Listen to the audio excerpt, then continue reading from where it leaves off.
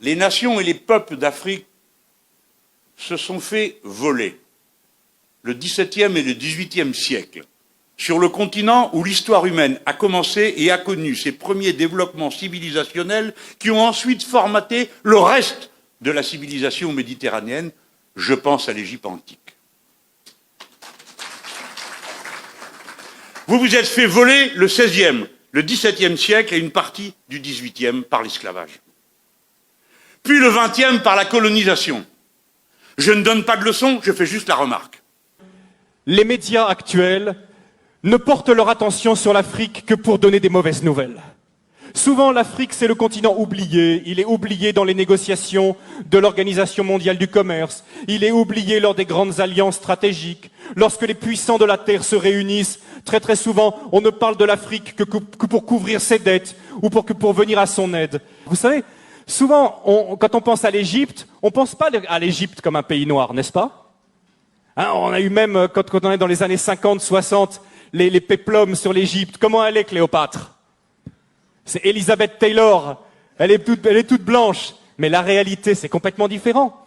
Toutes les recherches historiques ont montré qu'à l'époque de Moïse, ont montré qu'à l'époque biblique, l'Afrique était un pays noir. Et d'ailleurs, il suffit de regarder les hiéroglyphes aujourd'hui pour voir toutes ces femmes égyptiennes avec les cheveux tressés qui ressemblent à s'y méprendre aux Peuls du Sénégal. Des recherches ont montré que les Peuls du Sénégal, pour ceux qui les connaissent, sont parmi les descendants les plus directs des Égyptiens. Les travaux, entre autres, du professeur Cheranta Diop et d'autres ont montré que l'Égypte était un pays noir, que l'Éthiopie était un pays noir et que la Libye était un pays noir.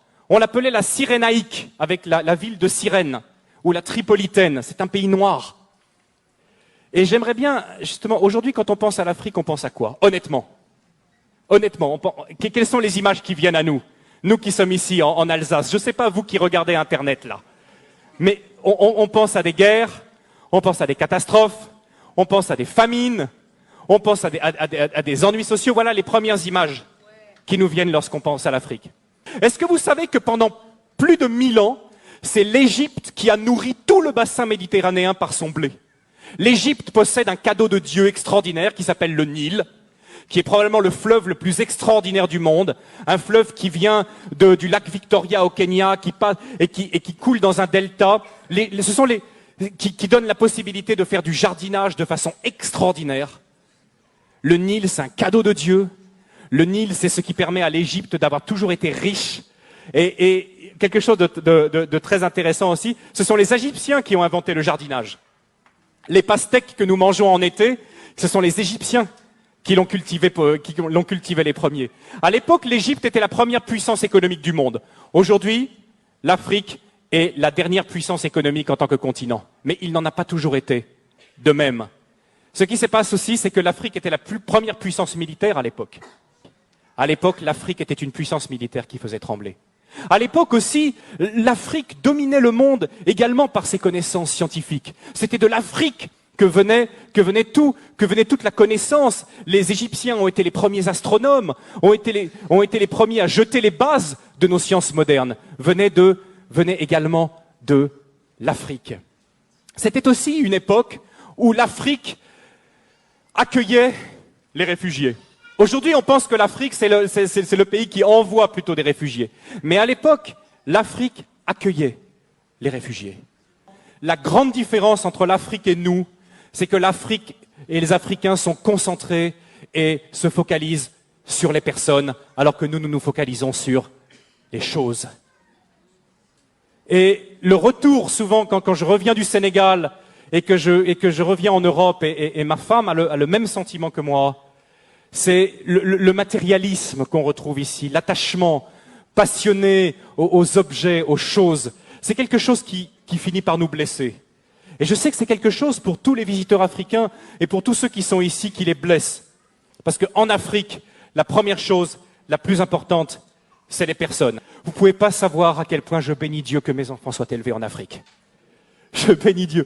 Vous savez, lors de notre premier retour, après 3 ans passés en Afrique, notre premier retour, on avait une petite fille, notre deuxième, Loïs.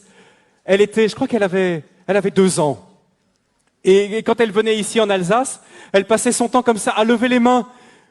Quand elle voyait les gens, elle levait les deux bras comme ça. Parce qu'elle savait qu'en Afrique, elle avait expérimenté que quand un enfant tend ses bras, qu'est-ce qui se passe? N'importe qui soit de la famille ou pas, va prendre l'enfant dans les bras, dire une parole gentille, le consoler. Et elle était là en Europe, elle tendait ses bras comme ça, mais c'est pas la même chose ici. C'est pas la même chose. Grandir en Afrique, c'est grandir dans le continent le plus humain, le plus chaleureux et pour moi le plus merveilleux qui se puisse être. Je remercie. Encore une fois ce matin, je profite de ce passage, je dis merci à l'Afrique. L'Afrique est le continent le plus humain du monde. Alors bien sûr, chez nous, ça nous a apporté beaucoup. On a le développement, on a les machines, les voitures, on vit plus longtemps, on est en meilleure santé, on a de l'argent en banque. Est-on plus heureux? Est-on plus heureux? On nous dit toujours qu'on cherche le bonheur. Et je partage quelque chose aussi avec vous ce matin, c'est que je trouve en moyenne que les Africains que je connais sont beaucoup plus heureux, même s'ils ne sont pas chrétiens, sont en moyenne beaucoup plus heureux que même beaucoup de chrétiens que je connais en Europe. C'est triste à dire, n'est-ce pas? Mais nous sommes tellement soucieux. Et si nous regardons bien d'où viennent la plupart de nos soucis, viennent souvent de questions matérielles. Questions d'argent, des questions de travail qui nous minent.